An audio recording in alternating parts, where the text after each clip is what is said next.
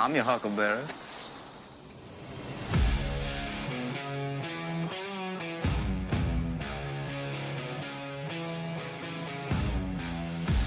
This is the Smoking Guns Podcast.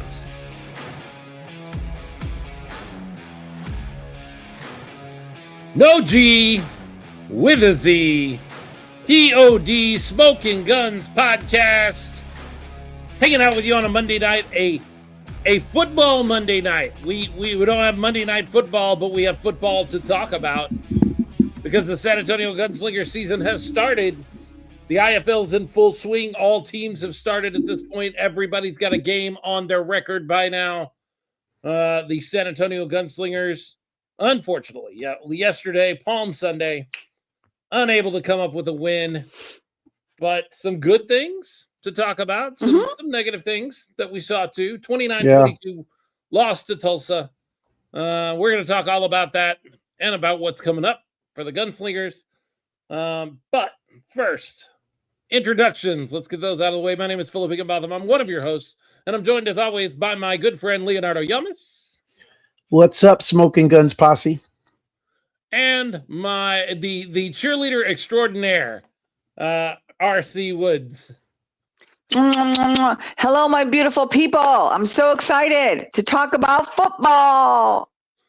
And we're already joined by some of our friends checking in already. April, James, Nolan, all checking in. You can see their comments there in the corner of the screen if you're watching us live. If you're listening to us, you just got to take my word for it. They're there. If you're just listening to the audio, you're just going to have to believe me. But would I lie to you? I mean, really? No. Never. Never. So we had football. We did. In the building yesterday. You got to experience Gunslingers football. I was not. I was down here in South Texas taking in a birthday party and Palm Sunday festivities at church, and wasn't able to make it up there for this one. I think I'll be up there for the next one. But how was it? How was things, RC? How was the getting back into the building and getting back into football there? Well, I was super excited. My biggest dilemma from the get-go was, what jersey am I going to wear? So that was big for me. I even called Lolis and said, hey, girl, what shirt are you going to wear? What jersey? So I decided, drum roll, please. I already know the answer. I wasn't even there, and I know the answer. Guess. The six-shooters. Oh, okay. Yeah. And then I had some wonderful boots that I wore a couple years ago because I dressed up as a retired Dallas Cowboy cheerleader, and Jerry was a retired Dallas Cowboy player. So we were really cute. So anyways, I had these white boots, some jeans, and I had my six-shooter jersey on. I was super excited. That was dilemma number one. Dilemma number two was, as soon as you walked into the Coliseum, all I could smell were burgers, like delicious burgers on the grill. And I was like, I don't remember smelling that for like the last 5 years. I don't remember that. Does anybody else remember smelling burgers as soon as you walked in? Anybody? No. Well, No. I found out that Johnny Rocket is there now, that restaurant. And so to me, this is how bad it was. So but we walked in, Jerry and I walked in, we found our seats, perfect seats, beautiful seats, saying hello to friends. He's like, I think on Tuesday we're going to have hamburgers. I go, we are? He's like, do you smell those burgers? He goes, you're making me burgers, because he loves my burgers, on Tuesday. So they triggered something for me. And now, guess what? I'm making burgers on Tuesday. So they must have smelled really good. Another thing that I quickly saw. Cheese and bacon. I'll take 2. He wants bacon and cheese. Wow. Leo? Add jalapenos. I'm taking orders, apparently. I'm taking orders. I saw people walking around with cups with HT. Oh my God, I love that tea. So my favorite is, I like to mix. So I usually mix the peach and the watermelon. What's your favorite, Leo? I like the raspberry, but I was drinking. Oh, the raspberry. Yeah. Now, I don't know if they have all the flavors there, because it was like a pop-up tent. Greg Nelson puts in his order for a double burger. I don't do HTO. I've lived out in the boonies, so long that when HTO became popular, I have seen them before. I have seen an HTO like in the wild, but I have never had HTO. Never been there. You don't know what you're missing. It's very, very good. And then they have a happy hour. I believe it's from 2 to 4, where it's like 50% off or $2 or whatever it is. I'm getting it. So if you're going to go during that time, definitely go to happy hour. Anyway, so back to the Coliseum. So love the Coliseum. We got there maybe like 15, 20 minutes before they started. To be honest, I was a little sad about the crowd. I thought there would be more people being on a Sunday, 3 o'clock. Yes, it's Palm Sunday, but I already went to service in the morning, so everyone should have been packed. I thought they did a really good job with marketing. And then boom, boom, boom. We saw fireworks and we said Randy singing the songs, and then we saw the 6-shooters and smoke, and then the football players, and entertainment is always top notch, right? So it was good. Saw a lot of new fans, saw a lot of old fans, and I did see a lot of merchandise. I actually went around the Coliseum, took some pictures with some fans, and I did notice somebody was twinning with me with my shooter shirt.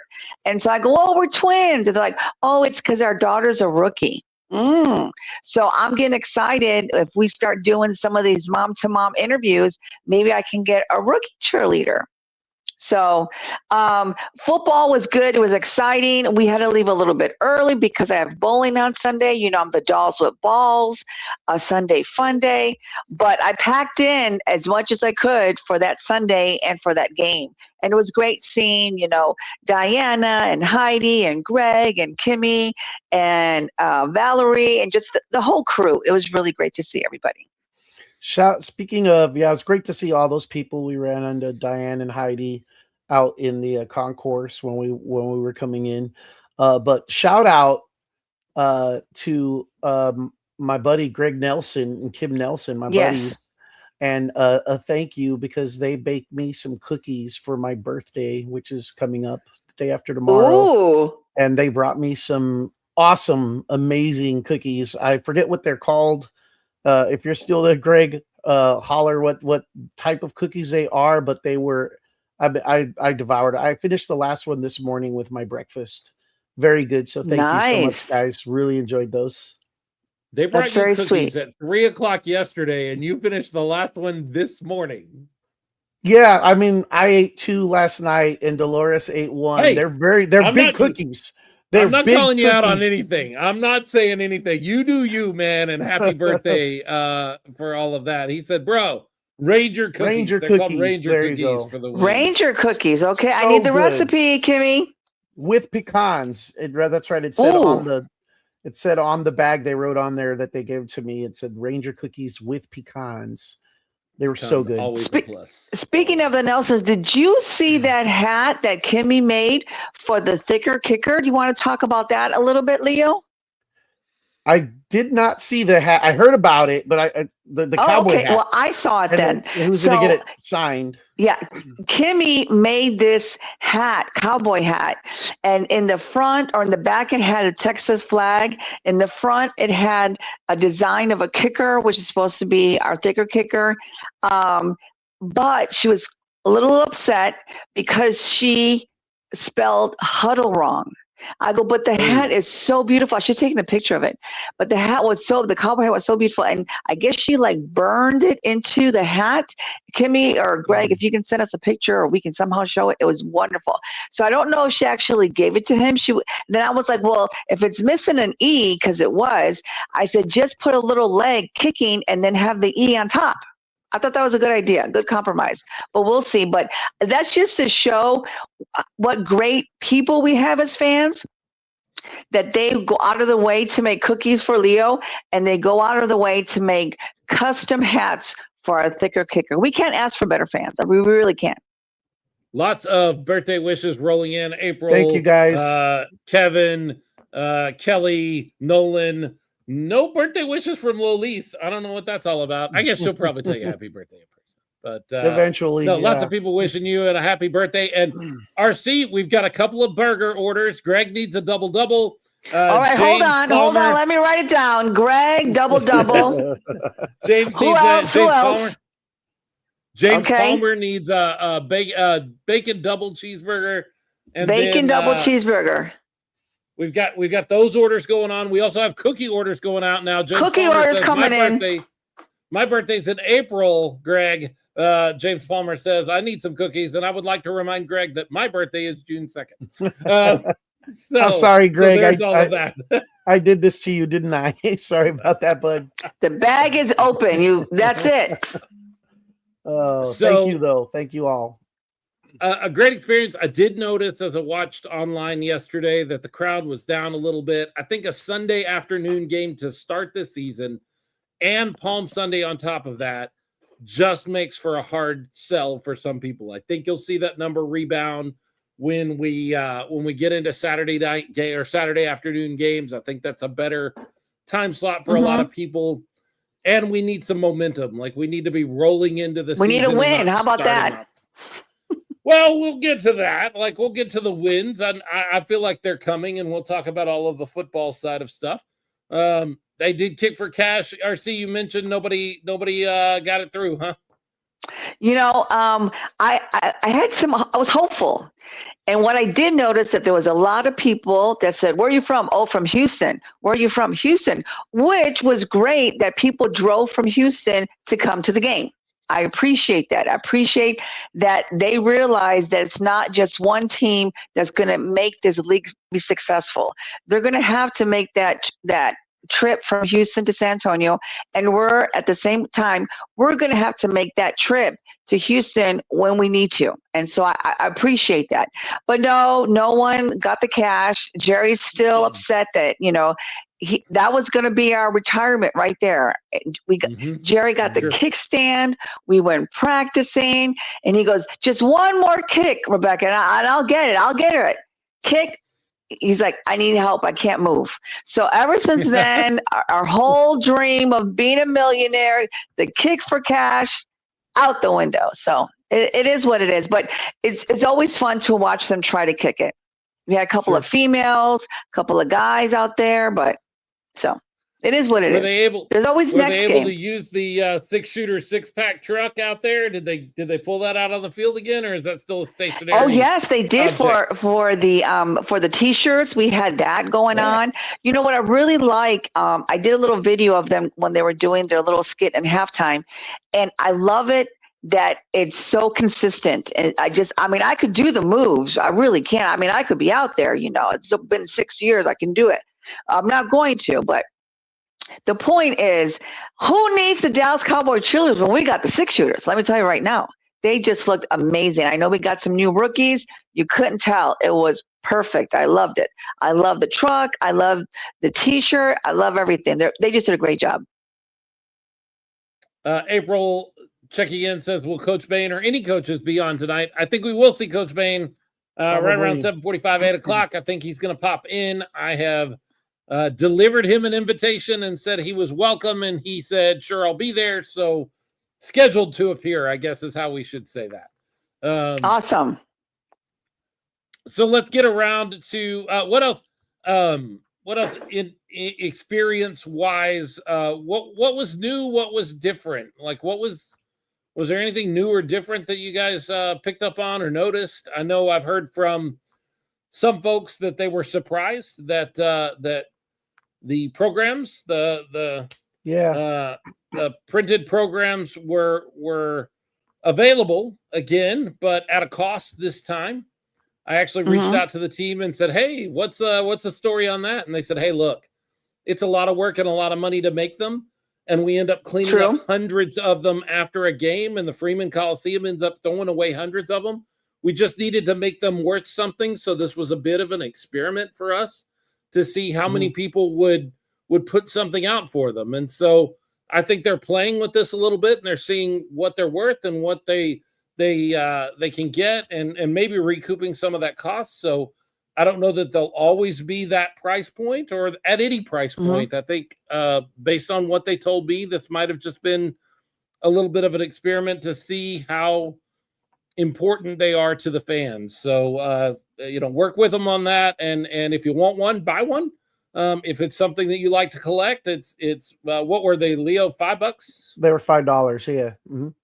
I mean, if it's something you're collecting, $5 at a game, is not that big a deal. If it's something that you don't generally spend much time with and you leave behind when you leave, then you're keeping them from leaving more trash behind, and that's a good deal. And guess who was on page 3? Who? We were, but from the back. If you go 3 pages from the back page, well, then that's not page 3. We were there. We were there. Page 3 is from the back. Does it matter? There were only 6 from the pages front or the in back, the whole we were thing? page 3. I'm telling everybody we were page 3. I'm sticking to it. But it was really good. Yeah, the other way, you go back. What is it, like manga books? I guess it's an Asian thing. You start from the other side and go that way. So there you go. Then we're page. So we were on page 3.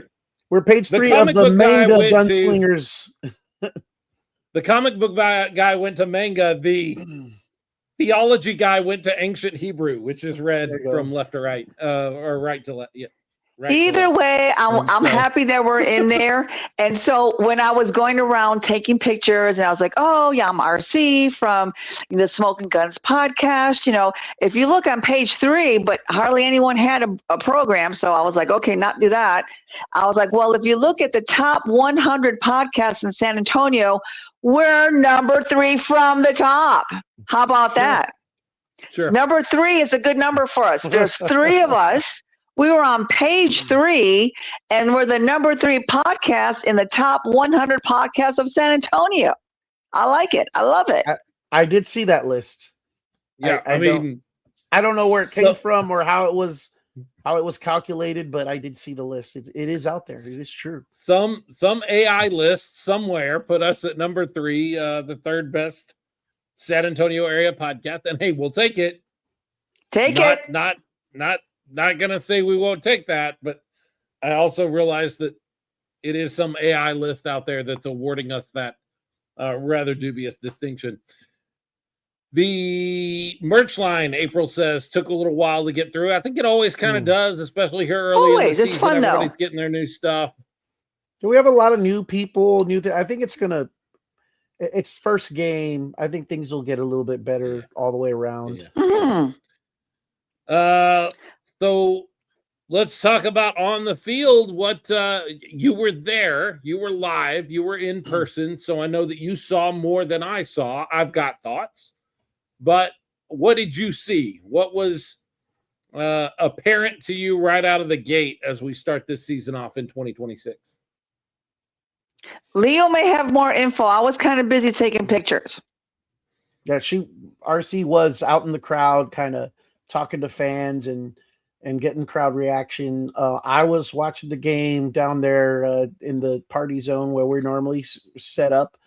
I mean, first of all, I was surprised, just like probably everybody else was, that the starting quarterback and captain was not who you may have expected it to be, for those who saw and witnessed the team last year. With Joaquin Collazo. By the way, guys, on the broadcast for overnight, it's Collazo, not Colasso. It's also Joaquin, not Joe Quinn. Not Joe Quinn. Yeah, Joe Quinn gotta go. Joe Quinn is not the name. Get it Joaquin together. Collazo, yeah. We had a new starting quarterback, Fred Payton Jr., who's new to the team this year and ended up winning the job in training camp. Went in, had a bit of a rough start as the entire offense did, and Coach Bain, made the decision to make the switch back to Joaquin, and Joaquin, being the professional that he is, was ready and came in and played well. I think there were some issues, but it's the first game of the season. Yes. It's for sure. After only 2 weeks of preparation. That's all you're allowed by the league, by the way, 2 weeks of training camp. Crazy. So the offense is always going to be behind the defense. The defense looked phenomenal. The defense looked yes, they did great. Mad props to coach my defense coach. The defensive coordinator starts with a G. Please help. Goins. Thank you. And I was Thank going to you. bring the Coach program. Goins. Yeah. No, I know his name. My brain just stopped working. Yeah, That Malcolm happens. Oh, that happens to me all the happens. time. That happens to me a lot sometimes. Anyways, the defense looked phenomenal. Really good. I especially, certain individuals we had that were really stellar on the defensive line. You had Conroy Cunningham, for example, and who was the other guy? Nick Evans. Those guys were just disruptive throughout the game, Absolutely. and most given games in arena football in the IFL, if your defense has as many stops as really either of the defenses on that field war, you're winning running away. But I think offense is a work in progress always at the beginning of the season, just because it takes time, especially with a new offense, new head coach, new offensive system, no doubt, lots of new faces. It's going to take some time. So it was not unexpected to see some of that kind of being out of sync and the timing being off. Also, we talked about a little while ago, Philip, before coming on the air, but what is the deal with the slippity slips on the balls, the game ball? Is that something you want to talk about right now, or we're going to leave that for a little bit later? I think Coach will also mention this too, but my understanding is that everybody on both teams were a little frustrated with how slick the balls were. That may be something that the Gunslingers, as you know, we've seen all of the game balls for each game this season. We previewed those in the last episode. So they're going to have to figure out a way to treat those or scuff them, the game balls that they use up, or something will be done. But both teams were having a little bit of trouble keeping a hand on the ball. They were a little slippery, and that caused both of our quarterbacks a little bit of trouble. Caused Edwards some trouble, I believe, and just all around. Now everybody's playing with the same thing. It's not a competitive advantage for anybody, but it was an issue, and I think they'll have to address that. So. Yeah, for sure. They both had interceptions, though, right? At least one. Yes. Yeah. And I'll tell you another thing that they both had to deal with. And again, first week, so I'm not passing judgment. I'm just making my observations. A lot of the snaps were just either off-timed. The one before the turnover in the end zone, unfortunate with the ball slipping out of Collaso's hand that resulted in a touchdown. That was really unfortunate because that ended up being the difference in the game, right? The 7 points. But the play before that was really, I mean, if that happens out in the middle of the field, it's a turnover, or maybe we get to the ball and you go to the next play. But we were at the 1 yard line because of a mistimed snap where Collaso was sending the receivers in motion, and the center thought he was doing his cadence and calling for the ball, and he snapped the ball prematurely. And so, and then a lot of low snaps throughout the game that I saw from where I was standing. That's something that's going to have to get cleaned up. And luckily, they've got some time to do that before the next game. But Joshua Puga noticed the same thing I did. Lots of low snaps. And as a quarterback in this league, where you have to really be quick and really think very fast, go through your progressions, every fraction of a second counts. And if you're having to spend the first fraction of a second or first second of your snap, of your play, reaching down and trying to collect a low snap, and then trying to collect yourself and look down the field and go through your progressions, I mean, the defensive line is already coming down on you, barreling down on you. You have very little time in this game. It's very fast paced. So that's kind of a big issue. And both of those guys had to deal with that. I think, in my opinion, that is why, Coach, and we can ask him this, why the change so quick after 2 offensive possessions back to Joaquin. One, we all know Joaquin has, familiarity with the environment. He's seen what he can do in the game time environment more so than Fred Payton Jr. And 2, it just seemed like Joaquin was kind of getting through that progression a little bit faster. a little bit, just a little bit quicker to make his reads, a little bit more decisive, while still having to deal with those low snaps. So I don't know where Coach goes moving forward. I'm glad we have both of those guys in our quarterback room. If you have a guy that's going to come in and have to be your backup and have to save a game or come in and replace your starter for whatever reason, Joaquin Collazo is a great guy to have doing that. If he's not your starter, but he definitely gave a great argument on why that job that was his last year should still be his this year.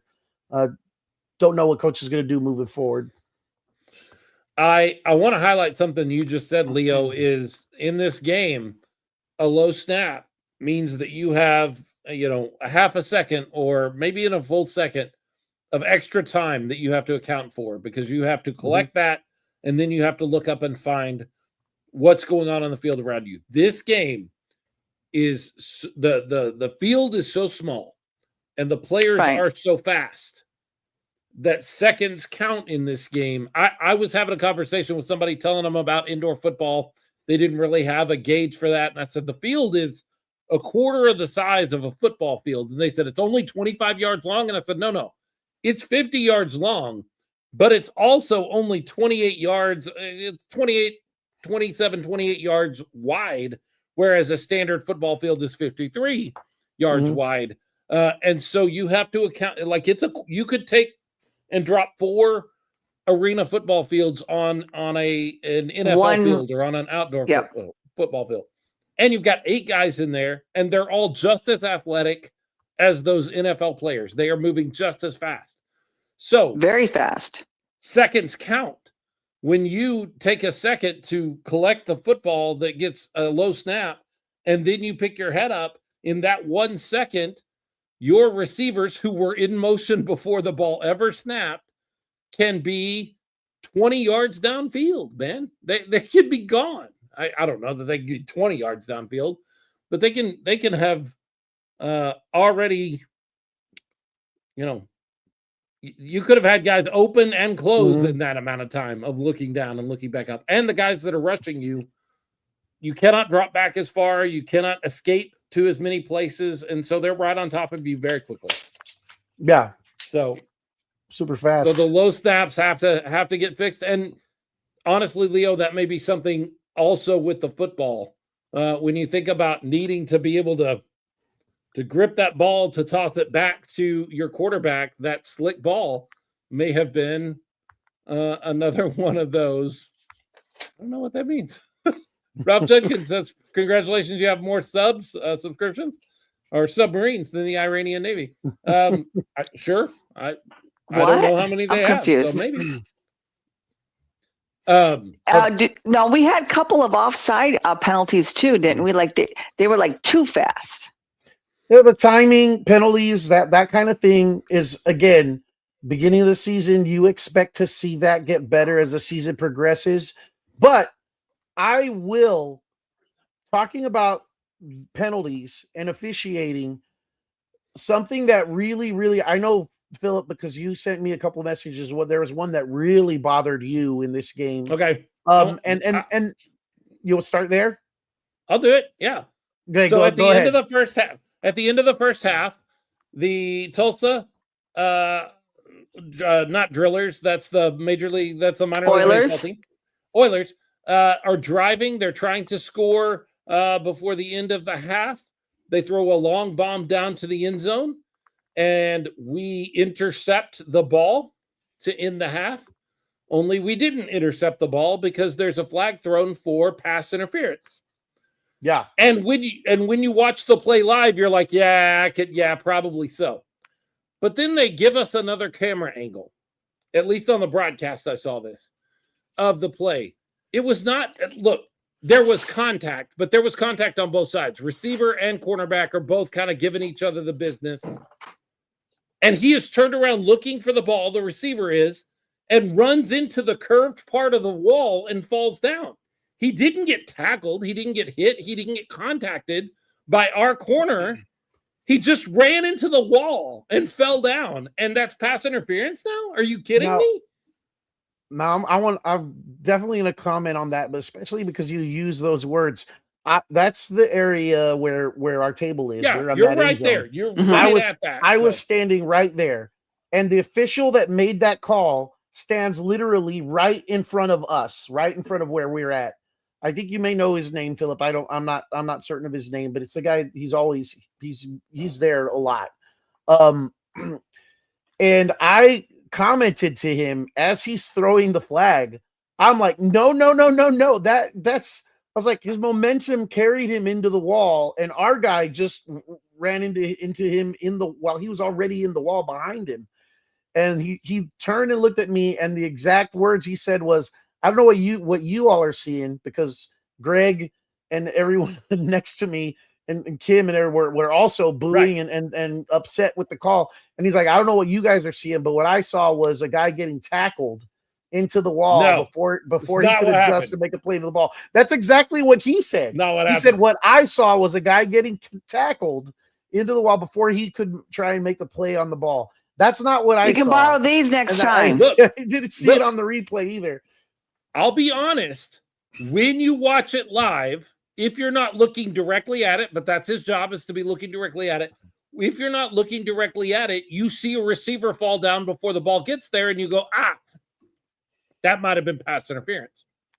It was only on replay where I was able to focus in and watch that, where I'm like, he just ran into the wall. He didn't, he ran into the wall and bounced off of it and fell down. It wasn't like, I want to be careful here. There was contact. Both players were contacting each other. At that point, I don't throw, if I'm an official, and I'm not, and I never will be, I don't throw a flag, because I'm like, hey, you're giving it as good as you're getting it, so I'm not giving either of you an advantage on it. Well, and to that point, there was the Gunslingers possession early the following quarter where we had a receiver running a cross route, and Joaquin Callaso throws a ball to him, and there's a hand play and contact there, and there was no call. And even the broadcast guys said that looked like PI to me. And I looked at it and I was like, there was just as much hand contact in that play as there was in the play we're talking about in the end zone. And that was PI, and this one wasn't. The only difference was Joaquin Callaso threw the ball a little behind him. And I would say, well, maybe they were thinking it's uncatchable, but still, it's still. He did throw it behind him, but go back and watch it again. Our receiver, that is, and I think it was Cook, is crossing the field, and the defender, the ball is thrown behind him, but the defender also turns his shoulders. Now, at the point you have a defender turning the shoulders of the receiver, I would throw a flag on that. So I think they missed both of those calls, but I also realize that I'm, a Gunslinger fan, and so I'm going to see things through a Gunslinger's lens. But that pass interference right at the end of the half that gives them the opportunity then to score. They scored at the end of the half on the next play, on the untimed play. Mm-hmm. That stinks. James Palmer says the refs were from TMU. Oh yes, that's right. They scored. They ended up getting 3 points out of that. That's 3 points. Yeah. That's a big difference when you're talking about by losing by 7. Those count. As game as close as it was. I see a lot of people saying something about the clock. I got a whole thing about the clock I'm going to do in a few minutes. I'm not ignoring your comments, but I did research. I wrote down time. We could do a whole podcast on that. I've got something about the time, especially at the end of the game, but we're going to save that for a minute. There was another referee moment, since we're on the referees, Leo, that I just don't agree with. I just plain don't agree with. I might be wrong. I went and looked at the rules and but there was a rule change this year that linebackers, the declaring linebacker, the blitzing linebacker, had to be stationary, but could lean forward. This is the one that pissed me off. Yeah. Mm-hmm. Which was always a foul up until this point in the IFL, which I never agreed with, because leaning forward is not that big a deal. The rule says, Leo, that the feet must be stationary and they cannot cross. Is it both feet? The feet. It never says both feet. The feet must be stationary of the linebacker. at the end of the game, near the end of the game, 55 seconds left to go or so, we stop them on a 4th down, and we have an opportunity with a score of 4 points, 4-point difference. We're going to have the ball, 55 seconds and 3 timeouts. Yep. Down 4, not 7. Down 4, 3 timeouts, 55 seconds on the clock. A great situation for the Gunslingers. Perfect. To take this game right at the end. And the Tulsa coach challenges the play and calls for a call of illegal defense. They go under the hood and they come back and they say that our linebackers' feet were moving at the time of the snap, meaning that there was illegal defense. It's a 5-yard penalty, or actually it's half the distance and first down. Yeah. Here's the thing. His feet were moving. They One are foot correct. was moving. He lost his balance and 1 foot, but the 1 foot stayed stationary. And as Jessica Palmer just commented, guys, foot is 1 and feet is 2. That's is true. That Plural, is true. Singular. Plural, singular. But here's my issue. I don't like the issue rule. with this. I hate that rule. Then here's my issue with this. His foot was on the line it's supposed to be on his front foot. His back foot is the foot that moved, and it moved laterally. It did not move up or back. It moved side to side because he lost his balance and he had to step out a little bit. So his foot moved laterally. He gained no competitive advantage exactly by his feet moving. I believe that at that point, officials have to go with the spirit of the law, not the letter of the law. Did he gain a competitive advantage by losing his balance? No, I could make an argument that he lost a competitive advantage by being off balance at the time the snap was made, and it did not affect the play. I don't blame the Tulsa coaching staff. They threw a ditch last effort challenge to try to keep the ball and win the game. My problem is with the way the rule was interpreted. I think it's a poorly written rule because we need to define foot or feet. Do they have to stay behind this line? Do they have to have both feet planted on the floor? What if they raise up on on the ball of their foot right as the snap goes? Is that having your feet stationary? There's so many questions in the way this rule is written now that have been opened up where I felt like it was pretty clear. They do not move beyond this line. They keep their feet stationary behind this line. Good to go. So too much interpretation. By the letter of the law, I guess his feet were moving and it's illegal defense, but that to me is that's a poor way to interpret the rule. I think you have to interpret the rule with, did he gain a competitive advantage? I don't believe he did. Nolan said something that I always want to preface all of these conversations. Every time I get on to referees, he said, I'm not going to blame the refs for a game. I felt like there was a lack of effort on the offense. I know it sounds harsh.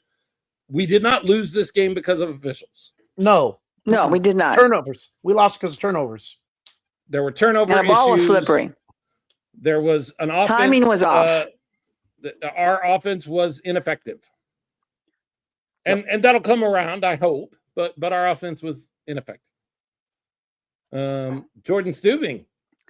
The way things have gone for us in this league, in my opinion, the only way we're going to get around these kind of calls is if we're undeniable in our performance. A questionable BS call can't make or break us. I love what he's saying here. What he's saying is we have to play above it. We just have to factor that into our preparations, and we have to be that much better. You have to win so convincingly that a bad call by the ref is not going to change anything. And that's what we're going to have to do. The score should have been higher, so even this wouldn't have made a difference. That's what we're saying. Absolutely. But the call was bad. The pass interference call was bad. There were bad calls. And I always like to say at the beginning of the season, remember the referees are just starting the season too. They need to get in midseason form. We may see improvement throughout the year. We can't believe that this is going to be the referee or the officials that we're going to see all year long. They'll get better. We'll get better. They've Things will get gotten better. Do you remember like the first year? Yeah, no, I do. I remember. Yeah. Should we It's have true. done a super challenge? I don't think we have super challenges in the IFL. I think that's another league that does that. But we'll have. Oh, here we go. Here's a question from our good friend Greg Nelson. Are Hi, the refs Greg. trained to make calls by the letter and the spirit, or is it purely objective? No, it's objective. The ref said so. The ref said so when in another play. So I can answer that question going off of talking to the ref in this game in another play. When we got this time, the call went in our favor, and it was I want to say it was it was one of our Excuse wide me, receivers. God bless you. Bless you. Thank you. Yeah. Thank you. Yeah, I want to say it was Austin Upshaw. I think. I can't remember. I can't recall the wide receiver that was into the end zone and got grabbed by the jersey as he was going in, and the pass was just slightly overthrown and fell incomplete, but they called pass interference in our favor in the end zone. And as before the ref even threw the flag, I go, he's got his jersey. And the flag comes out, and Greg and Greg's dad, they're like, oh, he got one right. And he looks over, he goes, it's not just the fact of that he's got his jersey. Yes, that's true.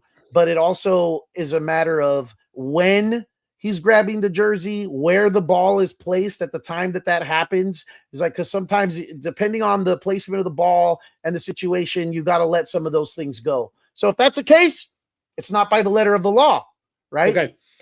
I would tend to agree with you, Leo, that it's all objective. They make the best call that they can, and I truly believe that being an official is a hard job. I have done a little bit of officiating before. I do not like it because I am a spirit of the law kind of guy, and some people are just not. I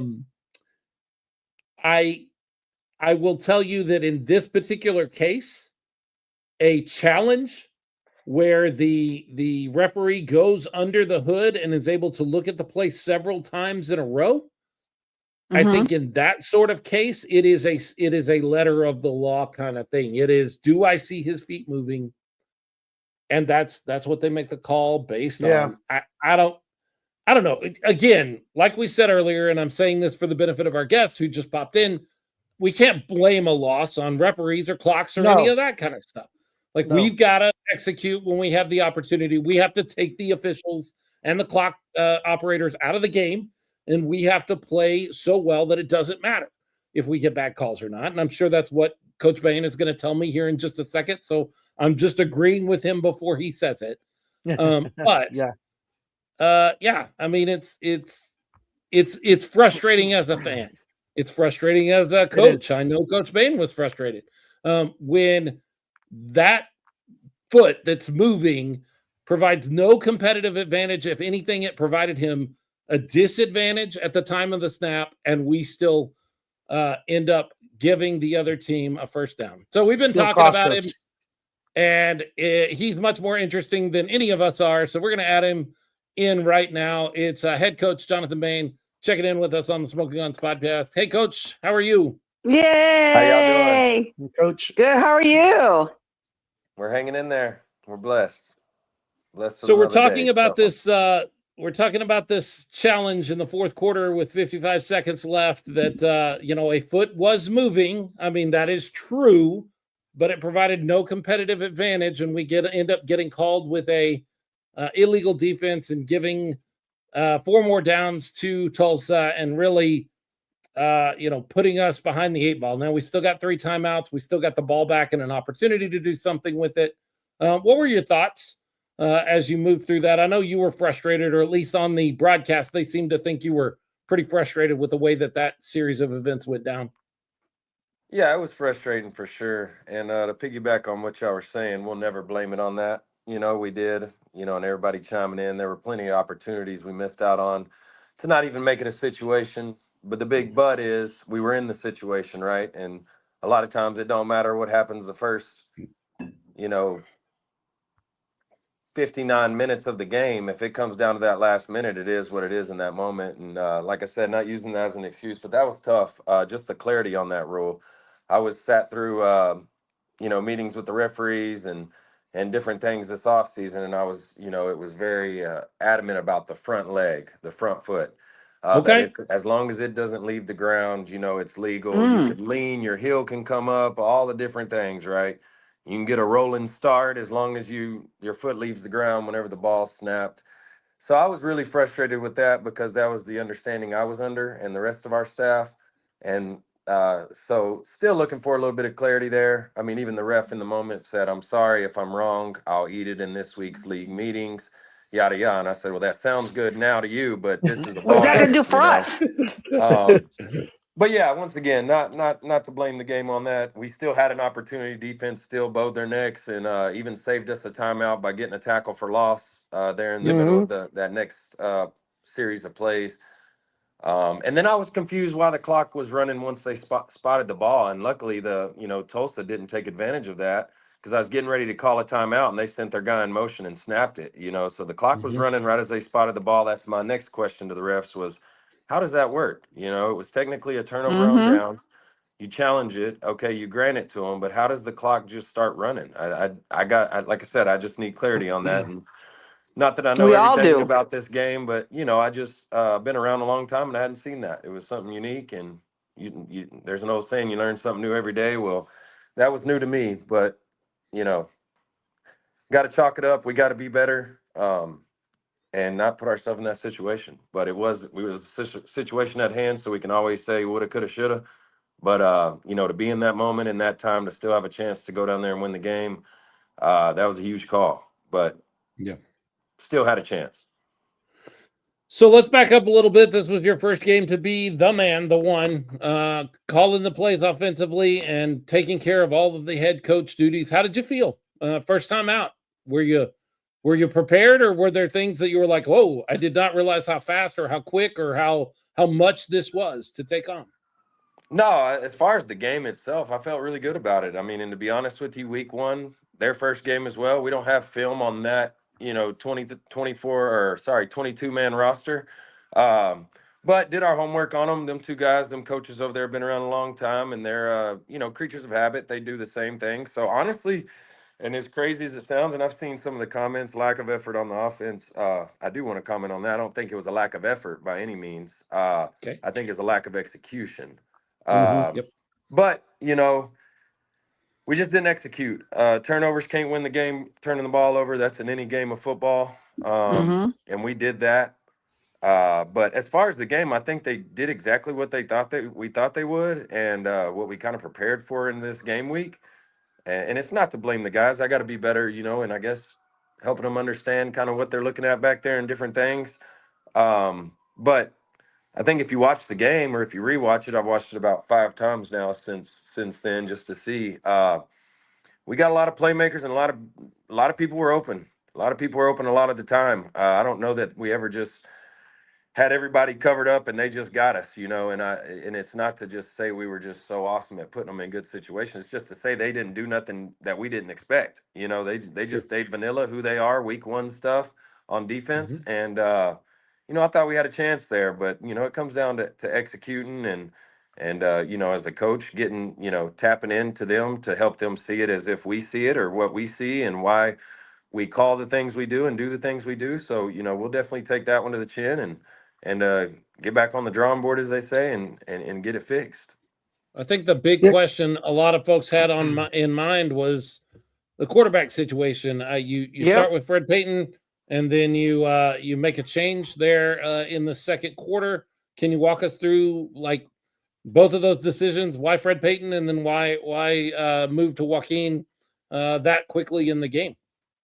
Uh, they both were deserving. Last time I got on this call, right after the camp session, we talked about how, great Joaquin came in. He's very familiar with me, with my terminology and everything. He had a heck of a week that first week. But we also mentioned how, Fred Payton was Mhm. just getting better each and every day. And honestly, and it's nothing against Joaquin. He's, I love the guy. I think he's awesome. I think both of them are starters, on most teams in this league. Mhm. And Fred just going into the game just had a really good week. I don't, he had an amazing week, and we, even voted captains. The coaches had no say. Your peers, who's the captains of this team? And Fred Payton was voted a captain by the his colleagues. So quarterbacking ain't just always pitching and catching the ball. It's there's a lot that goes into it, it was a really tough battle. Here's how I'll say it: is Joaquin won week 1 and Peyton won week 2. So I don't think you could go wrong with either one of them. Mhm. Mhm. But just, to see the guys vote that way, and just different things, what Peyton brings to the game, and outside of just throwing and making reads and running the ball, it's, what I mean? The quarterback position is just a little bit of everything, and not that Joaquin don't possess that ability, it's just, it's what the team went with, and it just helped us make our decision on what we thought. The hot hand, who had the better week, and and I didn't want to just put Peyton in there and play the quarterback game back and forth. Oh, it didn't go so well. But if you watch the game from a football standpoint, I mean, we come in, we had one possession in the first quarter. If y'all saw that, one Mhm. possession. He drives the ball all the way down the field, makes the right read, throws the ball right behind the linebacker's head, right on time when it was supposed to be there. It just sailed on him, slipped out of his hand. I picked up the footballs. They're falling out of my hand, just grabbing them. No excuse, like I said, because at the end of the day, I played the game. I played the position, and there were times, man, that football's like a wet bar of soap, and you just got to find a way, because you can only live off that so long. I mean, nobody cares about the excuses. I don't personally, Right. and I do have grace for them. I Mm-hmm. do get it, but you just got to find a way, adapting over whatever it is. Throw a glove on, whatever. You're uncomfortable right now. You got to find a way.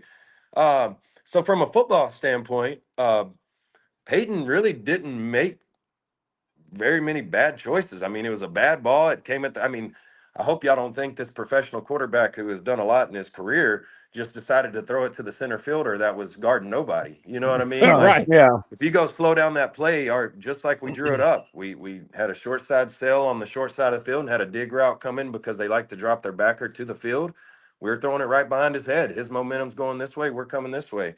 Had it not slipped, we catch that and go in the end zone, and he looks like a hero. Man, what a first drive of the first game.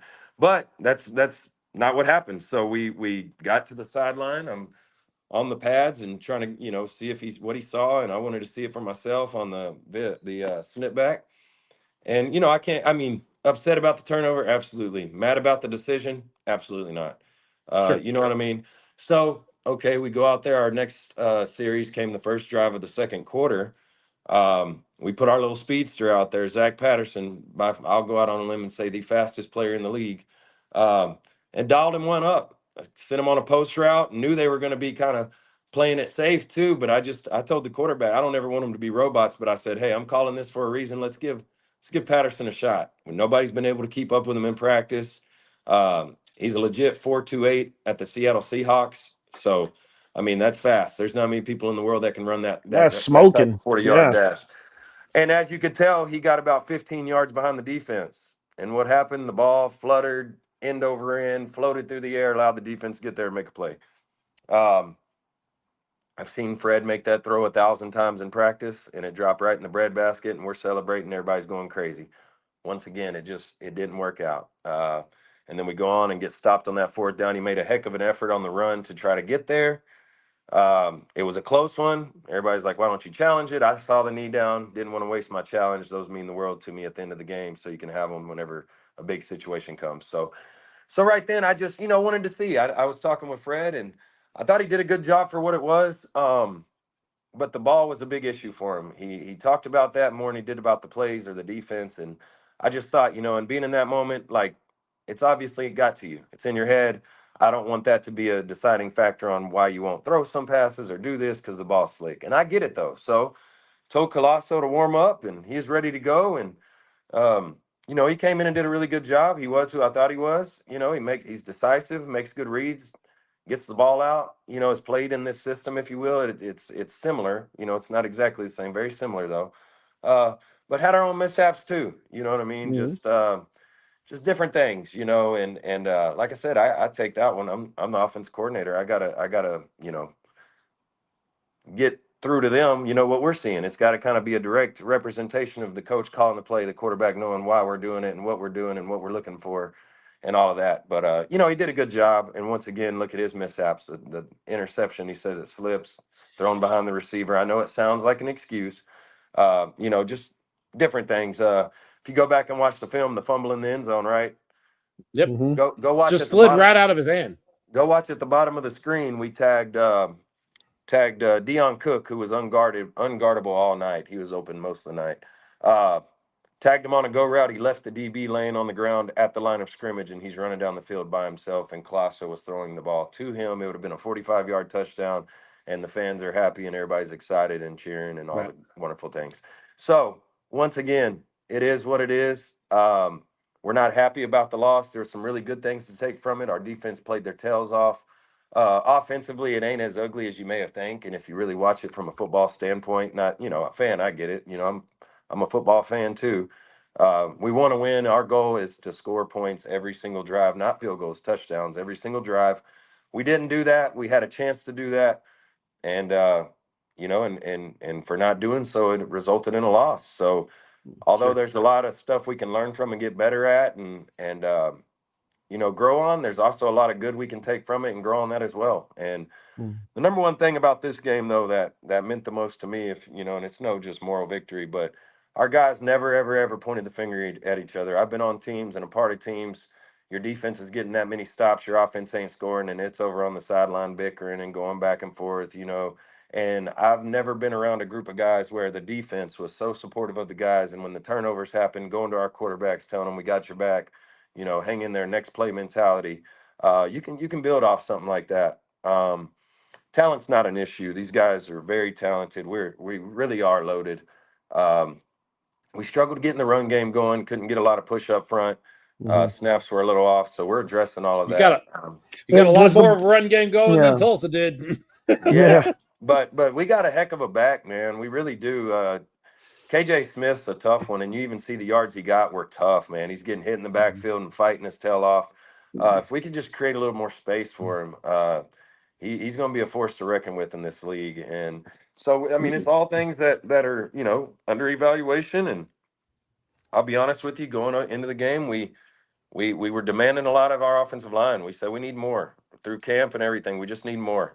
And so we're going to coach them up where they need to be coached up, and put them in situations to be successful. But tough loss, though, very tough when you get that many stops, and me being an offensive mind, it's man, you just can't have it. You got to execute when they give you chances. Was the slipperiness of the ball a factor on the snaps for the center? He said Because so. I mean, I can't deny it for him. I'll be completely honest with you. We have some really cool footballs, right? We got the coolest footballs in the Sure. league. Uh, less is more playing, just to be totally transparent with you. The all white balls Yeah. seem to be the best ones. Uh, Mhm. the more design, the more color, the more everything you have on them, that's all a coat of some sort. And to get that off, I Yeah. mean, we got footballs we practice with for 2 weeks that are still slippery because of, and it looks good. It's cool. It's nice, but the next job is trying to figure out a way to make them tacky. We've Mhm. tried everything I can think of. Our equipment manager did a good job doing everything she knows to get them right. Um, it just is what it is. It's not an excuse, but we're gonna find a way. We'll figure it out. Um, Trial and error, man. I'm gonna do everything I can. I was always in charge of getting my footballs right. Whenever I played quarterback, I wanted that job, right? I'm the one having to throw it every play. Uh, so I'm gonna do everything I can to get them right. But it's a task in its own. That's for sure. It's just it's nature of the beast. It's what it is. But both teams got to go through it, so it's no excuse. Yeah. We got to make it happen. Just hit it with a Yep. little sandpaper there. Just Yeah, scuff we're that we're sucker gonna up. try a little bit of that. Don't Get want to some scuff up grit. the pretty paint and all the other things, right? But Mhm. it's yeah, it's something. We're gonna try something. I promise it won't be a lack of effort trying to get them right. You On Won't bet. be a on a lack. ve- Well, you got the first game out of the way, right? So what are your plans for game two? Just get better. And honestly, we didn't do much on either side of the ball as far as exotic or something crazy. We kept it simple, and all we asked was to execute. It's game one. We can have a game plan for them, and they could have came out in something totally different. just because they could have self-scouted themselves over the offseason and said, well, here's what they're probably watching. Let's try this. And they didn't. They were who they were. Um, I just, yeah, like I said, that's the hardest, frustrating part about it is they didn't do anything to confuse us or make us be like, oh my gosh, I feel like we really had them dialed up. I really genuinely do. But, also part of coaching is teaching, right? And making sure the guys see the same thing you do. So that's Yep. that's where we'll be better on that aspect. Yeah, on a very positive note, coach, and moving forward, and in this game, that defensive front, at least to my eye, was just they were game wreckers. T.J. Edwards, a great quarterback, we know, Yeah. and he seemed to really be under pressure and duress quite often. The offensive line, I don't know how many holding calls they got. Talk a bit about that unit there and how great they were. One of the best units in the league for sure. I told y'all in our last podcast, I was like, man, that defensive line, that was an exciting group to recruit. You know what I mean? Like I was jumping up and down every time one of them committed and signed the contract. I was like, man, because I told y'all what gave me problems as a player was that defensive front. It wasn't the secondary; it was the defensive front. And you saw what that does, and it's something we really missed last season because then you're forcing your DBs to guard a receiver for 5-6 seconds. Now the clock speeds up. Now you get more opportunities at throwing off the timing of the quarterback and then all the different things. And now when you're bumping the quarterback every play, now that's in his head as well. Like where they at, you start seeing ghosts, that whole ordeal. So I'm super proud of them. Great group of guys. Just nasty, man. They're big, nasty dudes that I think are gonna, in a situation like this past week, and the secondary played well as well. But Mhm. they're what gave us a chance. And when you get down inside that 10, they would move the ball, get inside the 10. Well, guess what? Now you got to play football. Now you got try to establish a run game. It can't do that, So really proud of them guys, and they're some of the hardest working people on the team. They work their craft daily, and really special group. You've played this game and coached this game on this level for a long time. I have Yes, sir. long said, both when I was doing the podcast and as an announcer for the last couple of years, I said it is almost easier to score from your 5 yard line than from the 5 yard line going in. Is that just because Very true. there's so many bodies that get Less space. Very true. less space, Very more true. bodies? Is that true? Very true. The game speeds up down there. You know what I'm saying? If you're That's why, honestly, I'll just be transparent. I don't like the shotgun thing down there, even in the passing game, just because Mhm.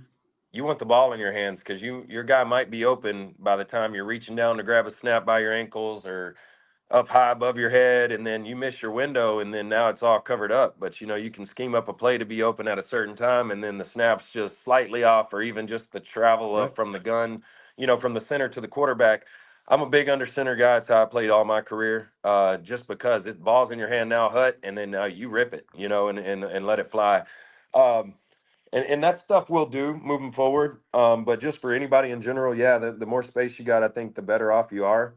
Um, the more open your playbook is, the more chance you have to stretch coverage. With our motion man, you get down there. I mean, what is a motion man? To be honest with you, there's nothing really to take the roof off the defense.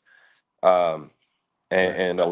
so yeah, it's a lot tougher down there though. I'd much have a little more space.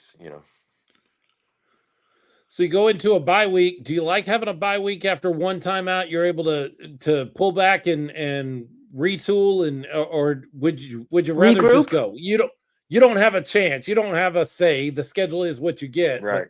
would you rather have the ability to go into next week now that you know some things, or do you like having this week off to retool?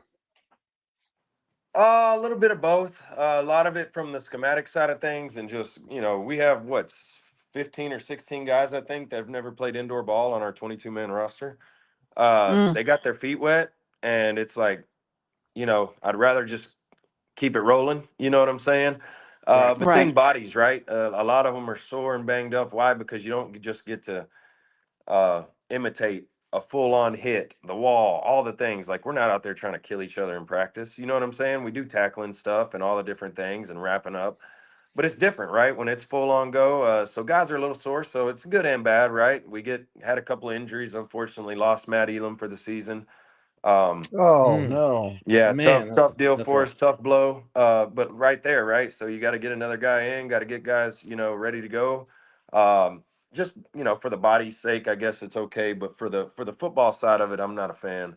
I'd rather guys, get right back to the drawing board, get back to work. And not that we can't, talk about those things during the bye week. We're just not allowed to practice. But we got a great group. A lot of guys are sticking around town. So, we'll get as much mental as we can in possible. There's a lot of, like I said, really good film, good and bad. So, yeah. See a question With or so something there, Phil. Go ahead, Leo. I think you're going to ask the same question I'm going to ask. No, I was going to say, with so many new guys to the game, as you said, and this being their first experience in the indoor game, what was their reaction like after the fact? Like, it's a totally different game than the outdoor game. I mean, we know that, we've been around it for a while Yeah. enough to see that. So these guys that kind of practice and a sort of, but not actually been in that environment, did you get a feel for what they're how they feel about it? Were they excited about it? Yeah, they were excited. Even talking to some of the guys, coming from the NFL and different things, that this was a whole new world for them. They actually loved it. They thought it was a really cool game. They had a lot of fun. Uh, they were hurt for the loss, but at the end of the day, I've never, like I said, they're just so positive, man. Even coming up to me, I told you I'm a bad loser. I hate losing, man. I hate to lose, but in this role I'm in now, I got to learn from it. Got to learn, take your lump, and keep going. It's just what's part of it. But every player coming up to me after the game, showing so much love and appreciation for everything that the whole staff does and everything we got going. There really is something special brewing, and it sounds cliche. You're like, yeah, you lost. You might as well say it. Yeah, well, we'll take that one loss. There's 15 more to go. And I mean, maybe if it was a win and we won on the last minute or last seconds of the game, maybe we don't learn from as much from it as we probably needed to, because there Sure. was a lot of stuff out there to learn from, and sometimes a win can cover some of that stuff up. So who's to know why, what, when, where, how it happened? It sucks. I'm not happy about it, but I'm also I'm just appreciative and thankful for the group of coaches I got around me, and the players in that room, because at the end of the day, I tell them, that we are who we are. We got what we got, man, and that's us. And as long as we believe in that locker room, I want everybody to believe, right? I want the fan base, ownership. I want everybody on board. But at the end of the day, as long as that group's rocking together, and I don't see how it can fail. I really don't. It's a very talented group, and very special charactered men that it's been really fun to work with so far. So, Coach, how was it for the new players after the game to have that experience, meeting the fans, taking pictures, all that autograph with the kids and the adults? How was that? They were awesome. They loved it. They thought it was such a unique deal that we do with this game, and we kind of preached it to them, like how much we are all for that. Like there's no ifs, ands, or buts, even if it's a loss, man. You know what I mean? You can pout about the loss after you're done doing that, but go show love to the people that support you and cheered us on till the final whistle.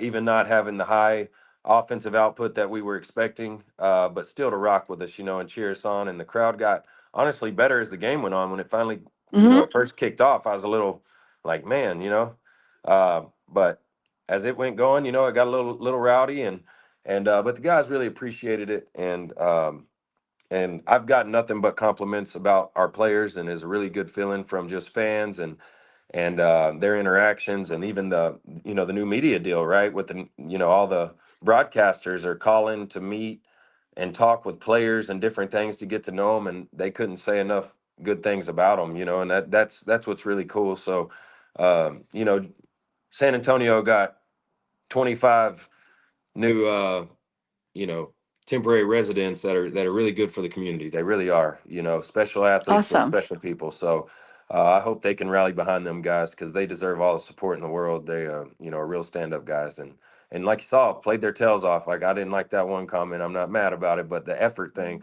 I don't think effort was ever a problem. I think execution was a problem, and those are Sure. two Yeah. major differences in my brain, but. I think the effort overall all night was amazing.